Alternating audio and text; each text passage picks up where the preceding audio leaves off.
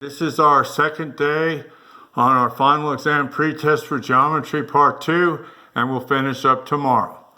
So here we are on question 16, which is classify the pentahedron. Remember, penta is 5-sided, this is a solid, formed by the net, which is flattening it out to get the surface area as specifically as possible, then find the total area, surface area.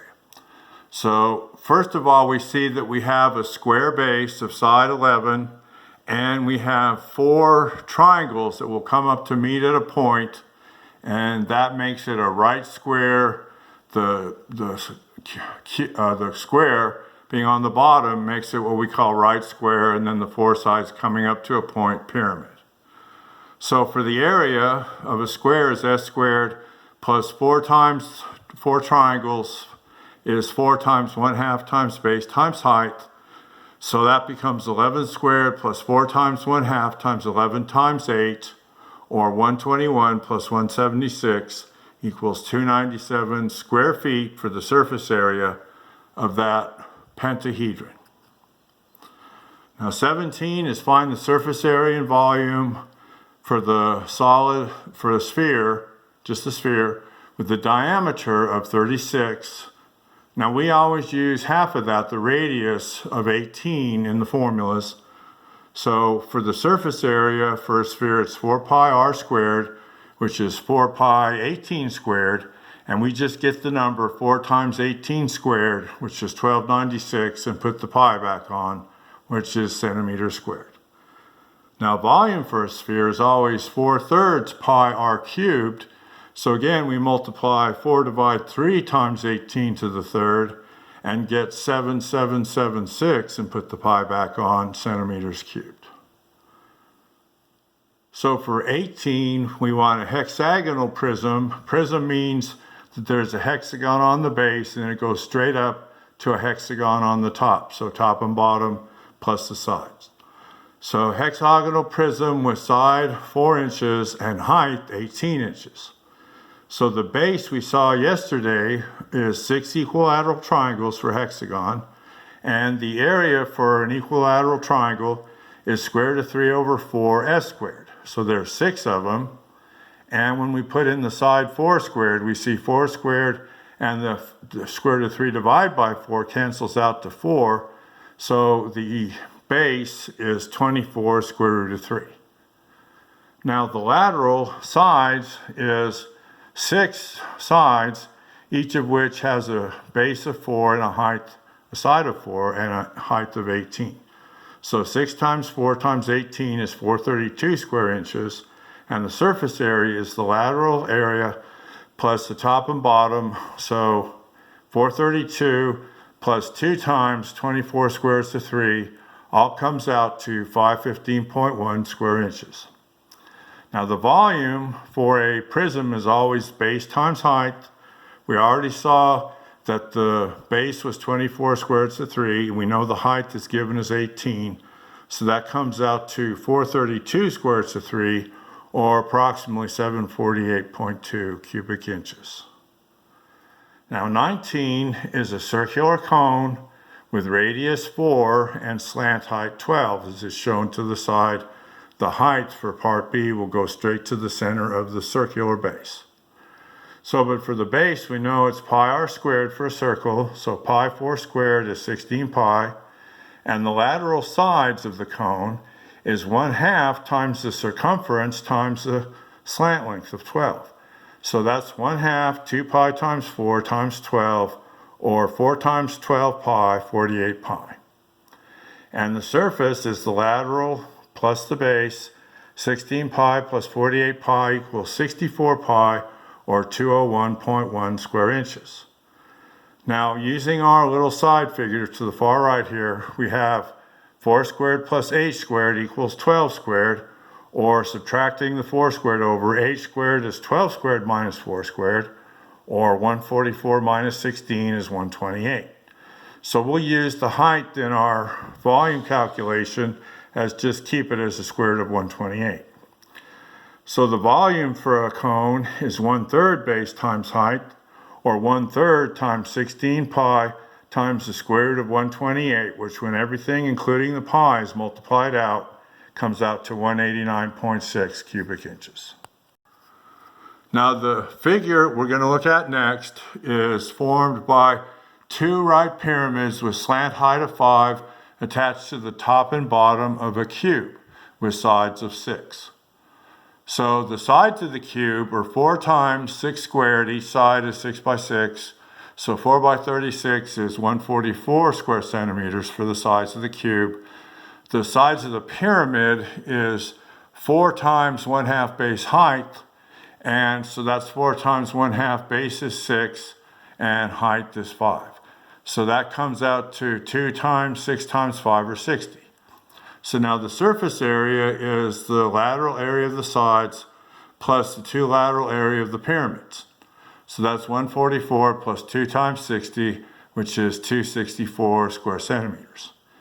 Now for the height, so that we can get the volume for the pyramids, is height of the pyramid squared plus 3 squared equals 5 squared, because 5 is a slant height.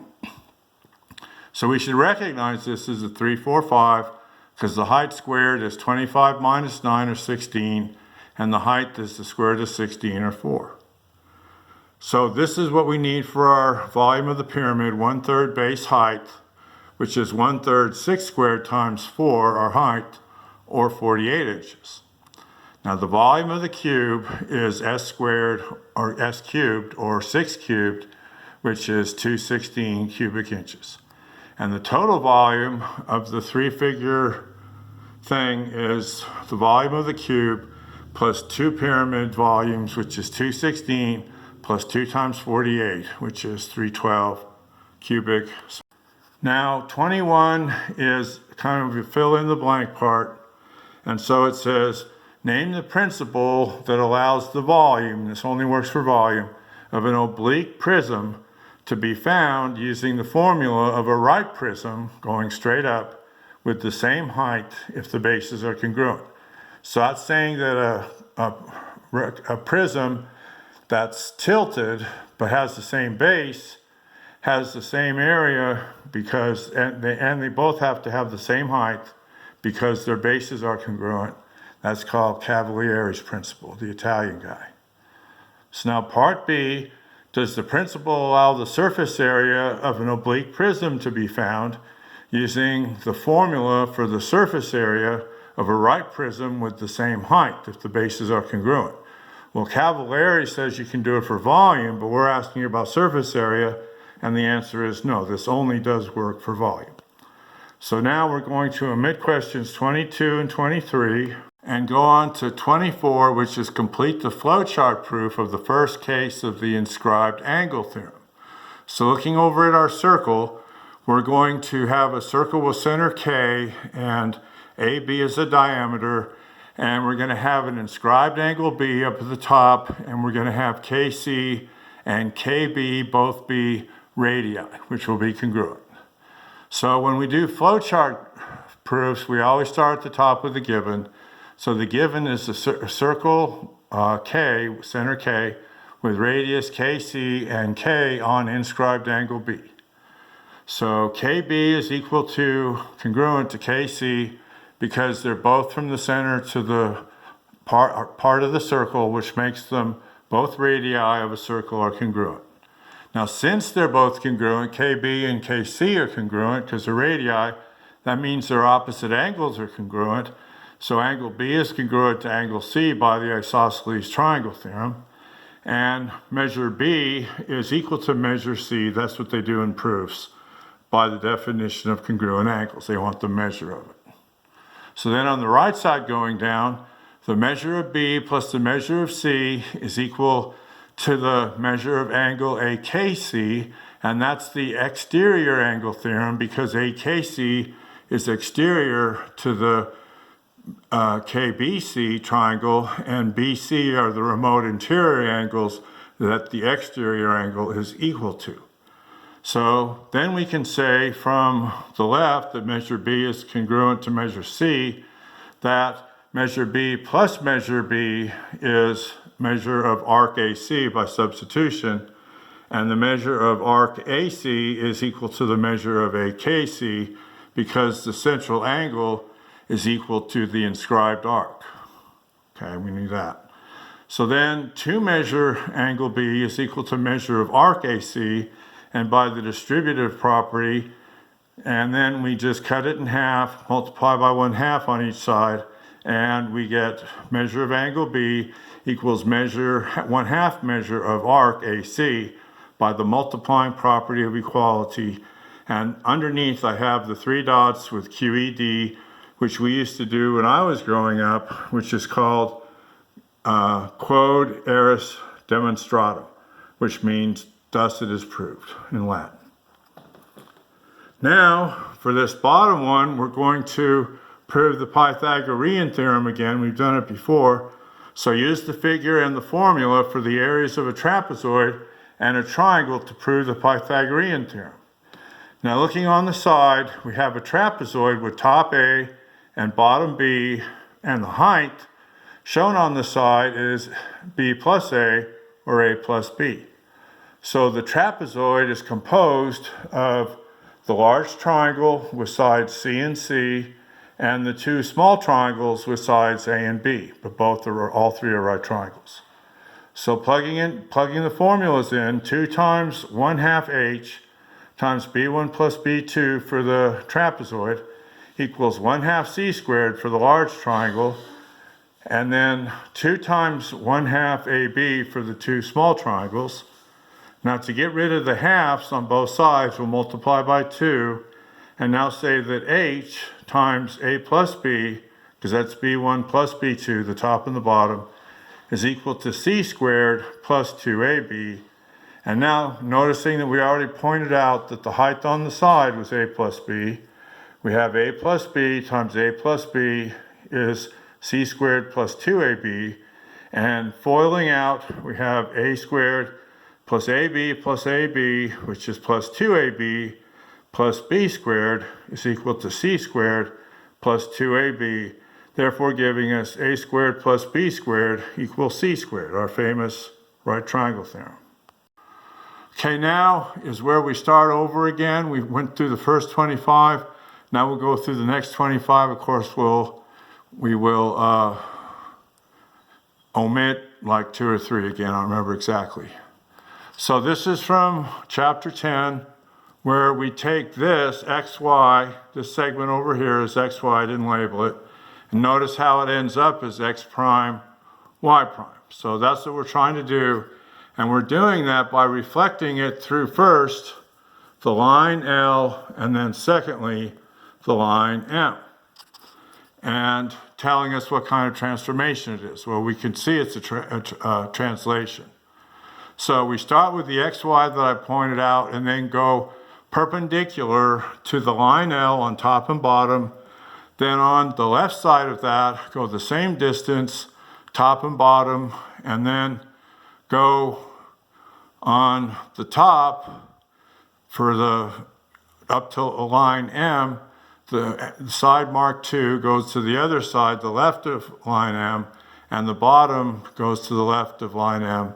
And so we have our X prime, Y prime, which is a translation, which is the result of 2 reflections. Now in 2, we dilate triangle PQR from point P with K equals 1/2 and label the image, then classify by the dilation as an enlargement or reduction. Well, all we're asked to do is really take PQ and half it, and then make PQ prime, and take PR and half it and make PR prime. So therefore, we have PQ prime R prime to be half the size of PQR, and it's a reduction because K is less than 1. Now on 3, we want to draw the shortest path from D to E, and so all we do is, using our line L, is we take a reflection of the image E from above and go that much below perpendicularly the line L and mark it E prime. Then we shoot from D to E prime, and that's how when it hits line L it'll bounce properly up to E, and that's really the only way we can do it. Now, when we're doing this, like by miniature golf, we're doing it by eye, or when we play pool, we're doing stuff like this by eye. But this is the math behind why it works. Now, 4, state the coordinates of the image endpoints with AB, AB with A being 3, -4, and B 8, 2 is rotated 90 degrees around the y-axis, the origin rather, okay? So for that is P parentheses XY becomes P prime parentheses -YX for a 90-degree rotation. And so A 3, -4 becomes A prime 4, remember that change of sign goes back to the X, 4, 3, X and Y interchange, and B 8, 2 becomes B prime -2, 8. This was all the stuff from chapter 10. And question 5, write out a mapping rule for the glide reflection defined by a translation using V, a vector which is 2 to the right and 4 up, and a reflection in the y-axis. So the mapping for the translation is Pxy becomes P prime x plus 2, y plus 4, that's the 2, 4 vector. Then the reflection around the y-axis for that becomes Pxy turns into P prime minus xy, just folds around the bottom. So the glide reflection Pxy, the whole thing becomes P prime -x minus 2, taking the translation and making it negative around the bottom, and then y plus 4. So this glide reflection is always a translation followed by a reflection. Now we're going to omit problem 6. And problem 7 now is identify each illustrated transformation and state whether or not it is an isometry. So for A, we take this little flag looking thing, and this for A is a reflection. And so yes, that's an isometry. So for B, this is the little flag gets bigger, and that's a dilation, an enlargement actually, and so no, that doesn't fit the definition of isometry. But a rotation 90 degrees on C does. So it takes the little flag and rotates it 90 degrees. So that's a yes, a rotation. And D is to reflect around the y-axis and then go down the length of the vector. So that is a reflection followed by a translation, and that's a glide reflection. And yes, that is an isometry. Now on problem 8, the last one for today, we describe the symmetry in each figure by drawing any lines of symmetry and then stating the magnitude and order of any rotational symmetry and whether the figure exhibits point symmetry. Now this part A is pretty cool because it has a rotational symmetry of 90 or a magnitude of 4, and because it's got 180 in it, 90, 180, 270, 360. So because it has 180 in it, then it qualifies to having point symmetry. Now this little thing on part B doesn't have any rotational symmetry. There's no way you can rotate it around and make it look like the original, and therefore it has no point symmetry, but the line of symmetry is the little line with arrows drawn right down the middle. So that's the only thing you can say for that. So this is the end of our second day, and we just have one more day tomorrow to finish out our final exam pretest. So keep up your good work and keep on going with all your classes. You're getting closer and closer to the end all the time.